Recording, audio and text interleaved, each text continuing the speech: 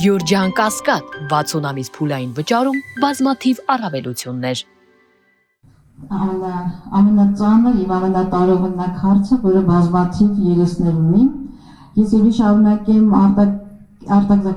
արտակի կարևոր մի նախադասությամբ կամ գնահատմամբ կորուստ բառն էր այդտեղ բանալի բառը, եւ մենք շարունակում ենք գնալ կորուստների ճանապարհով եւ այդ կորուստները բազմերան են։ Եվ այն ինչ կատարվում է Հայաստանում հայոց պետականության կազմաքանդում իր բոլոր հնարաններով։ Եվ երբ որ մենք սկսեցինք մեր զրույցը այն մասին, որ հասարակությունը պիտի հարց տա, ինչ երկիր է ուզում, ինչ Հայաստանը պատկերացնում, եւ արդյոք իր պատկերացրածը այն Հայաստանն է, որը կորուստների, մղձավանջի, աղետի եւ ցեղասպանությունից հետո պետականության պայմաններում երկրորդ ցեղասպանության մասին է Արցախի կորուստը, հայրենազրկումը եւ այն բարեհոգեբանական ծանրագույն ճգնաժամը, ինչի մեջ ապրում է Հայաստանը։ Եվ երբ որ ես խոսում եմ պետության կազմաքանդման մասին, այդտեղ մի կարևորագույն բաղադրիչը մեր արժեքային դեգրադացիան է։ Արժեքային դեգրադացիան, որի ամենացայտուն դրսևորումներից մեկը այսօր այն ասպատակությունն է, որը իրականացվում է գործող քաղաքական խմբակի կողմից հայ առաքելական եկեղեցու նկատմամբ, բայց նրանք ճանապարհ են անցել։ Եվ ըստ էության ես ասում եմ կազմաքանդում եւ թիրախում մեր ինքնությունն է, բարոյական ամբողջ արժեհամակարգը, հայ մշակույթը, կրթական չափորոշիչներից այդ ամենը սկսվեց, հետո պատմության դասագրքերը այսպես վերաձևեցին եւ խմբագրվեցին։ Մենք այսօր Հայաստանը,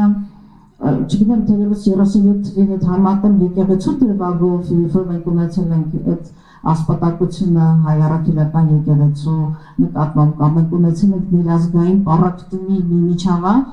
եւ երբ որ վիճակագրությունը մեզ ասում է, որ այդ 30-ականների ստալինիզմի ծանր տարիներին խորհրդային հանրապետություններից ամենաշատ այս բառը ասում մատնագիր գնացել է Հայաստանի Հանրապետությունից։ Եվ այսօր ես երբեմն ապրում եմ մի միջավայրում, երբ որ իմ հարևանին, իմ համադասարանցուն, այս միջավայրը դժվարանում եմ եւ վիրավորվում եմ նաեւ ընկալել, որովհետեւ մենք շարունակում ենք արձանագրել մեր ամոթի պատմությունը եւ այդտեղ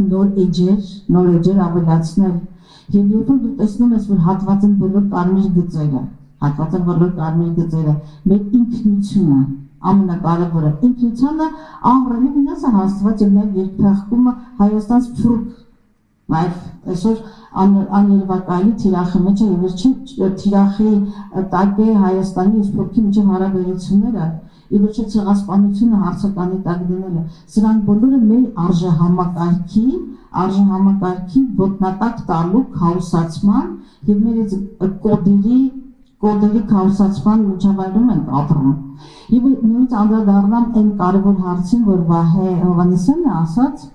եւ նաեւ հետո Արտակը շարունակեց խոսքը մենք հանրային ընկալումներում հասկանալն է, գիտակցելը, թե մենք ուզում ենք այսպես ապրել, իսկ այսպեսի շարունակությունը Հայաստանի չգոյությունն է։ Միգուցե որպես անհատներ ապրանք, բան չունեմ ասելու, բայց արդյոք մենք պատրաստ ենք ապրել մի տարածքում արդեն, որը պետականություն չի ունենա, ազգային պետություն չի ունենա, ընդհանրական արժեհամակարգ չի ունենա եւ ամենակարևորը զուրկ կլինի ինքնութենական այդ մեզ միացնող ուրեմն արժեքներից։ Եվ ինձ այլ բան չեմ տեսնում, քան նախ եւ առաջ այդ մեր զանգը, տագնապի զանգը, հանրության բոլոր շերտերում արթնացնել,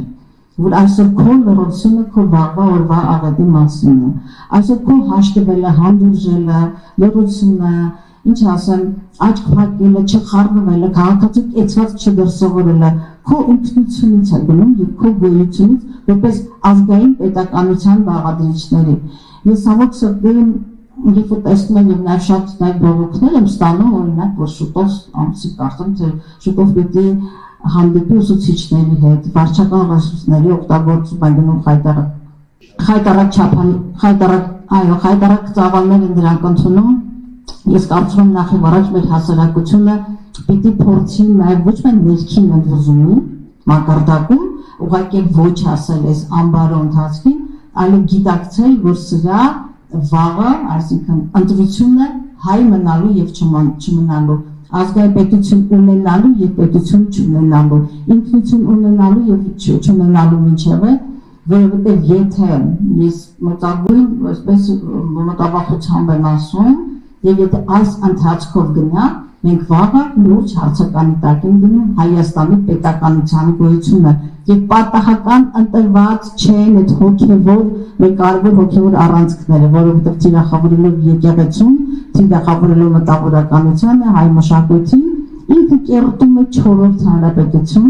իր նաեւ այն ողբերգական կամ ինչ ասեմ զառանցանքով, որի անունը 4-րդ հանրապետության գեղագիտություն, եթե ծանոթ եք այդ փաստաթղթին, որը Նիկոլ Փաշինյանի պարտությունների, նրա վախերի, նրա սնանկ արժանամակարգի պրոյեկցիան է։ Մենք պիտի ասենք ոչ, բայց շատ կարևոր խնդիր է ընդհանրական դաշտերում ձևավորել մեր ինքնության համար պայքարի այս բանաձևերի շուրջ։ Եվ այստեղ շատ կարևորում են, ինչը նշեցին նախորդ բանախոսները, ընդհանուր ազգային օրակարգերի, գաղափարների, լինելիության բանաձևերի շուրջ հանրային համախոհությունը։ Շնորհակալություն Տիկին Գալստյան։ Մի այսպիսի կարճ հարց հետո անցնենք այլ մեր կարճաժամկետ երկարաժամկետ հետևանքներին։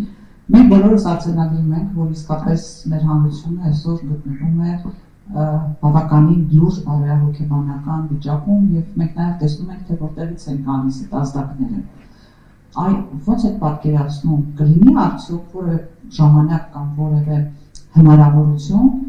այլ փոխելու այդ մթնոլորտը, ինչ պետք է արվի դրա համար, որտեղ մենք անընդհատ խոսում ենք, որ ատելության մթնոլորտը եւ դա բնականաբար իր բացասական հետևանքներն ունի, որովհետեւ հասարակությունը ճիշտը սխալից եւ թացը չորից չի կարողանում տարբերել, այլ ինչ պետք է արվի, որ ի վերջո հասարակությունը ընկալի արկա մարտահրավերները, արկա խնդիրները ու նաեւ դրանով գնա ընտրության, որտեղ արժեվում ըստ էության ինչ խոսում ենք արժեվում ընտրություններն։ Ձեր դիտարկումը ճիշտ է եւ այսօր իշխանությունը շահեկան է պարտության հասարակությանը սնել անելանելիությամբ, ուրիշ տարբերակ չկա, բայց ինքը սնում է պարտության հուսահատված անարժանապատիվ հասարակություն եւ այնուամենայնիվ մենք քաղաքական գործիչներս հասկանում, որ մեր հիմնական գործիքը այնուամենայնիվ համախմբվելն է, ազգային օրակարգերի կենսունակ Հայաստան ունենալու օրակարգի շուրջ համախմբում գոյացնելն է։ Ես միամտությամբ չեմ տարապով, որ պատկերացնեմ, որ ամբողջ ընդդիմադիր դաշտը պիտի կարողանա այսպես մի աբսենտ տեղավորվել, բայց մենք ունենք ամենաբարձր մակարդակում ընդհանրական արժեքներ, որի շուրջը հնարավոր է եւ պարտադիր է հանրային համախմբում գոյացնելը։ Եվ այդ ընդհանրականի անունն է Հայաստանի ազգային պետականության պահպանությունն ու պաշտպանությունը, որովհետեւ չեմ ուզում շատ վատատես երևալ, բայց այս ընթացքով մենք կորցնում ենք հայոց պետականությունը։ Մենք կորցնում ենք հայոց պետականությունը եւ եթե վարչական ռեսուրս այն մոլորվածների, կեղծ ֆեյք պատարակների, գնացողների բանը, այս խավար մի զանգվածի համին փորձենք նրանց հետ աշխատել առանց մերժելու։ Իսկ կարծում եմ, որ մենք ունենք ռեսուրս նկատում թե քաղաքական դաշտերում ընդհանրապես այս հասարակության մեջ այնուամենայնիվ կան ռեսուրսներ, որոնց ազգային պետական օրակարգերի շուրջ մոբիլիզացնելու պարագայում հնարավոր է բեկել այս իրականությունը եւ վատատեսական սցենարները ցավոք սրտի վատատեսական սցենարները էլի պետք է դասանեն այս իշխանությունը անկարելիության եւ պատերազմի վախերով անընդհատ սնել ժողովրդին։ Պատերազմ բերած քաղաքական ուժը չի կարող խաղաղություն բերել միանշանակ է։ Մեր հոգեվոր արժեքների ասպատակով քաղաքական ուժը չի կարող ազգային համախմբում գոյացնել միանշանակ է։ Ցեղասպանությունը մերժող քաղաքական ուժը, մեր արժանապատվությունը ոտնատականող քաղաքական ուժը չի կարող արժանապատիվ պետություն կամ բանակցող լինել։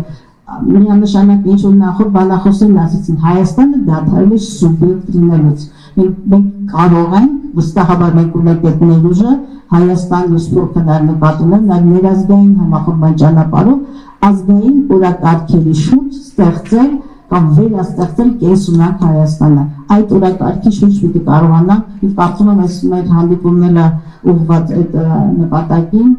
Ես հավատում եմ եւ հնարավոր է։